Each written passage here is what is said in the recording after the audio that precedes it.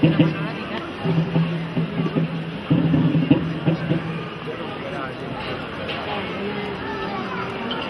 agora un poquinho máis de música de Pontevedra e arredores. A foliada das Rías Baixas popularizando a primeiro, deixando o registro grabado daqueles enormes discos de Lousa, o Soutelo de Montes, e logo, como non, don Ricardo deixou un testemunho sonoro maravilloso. Foliada das Rías Baixas.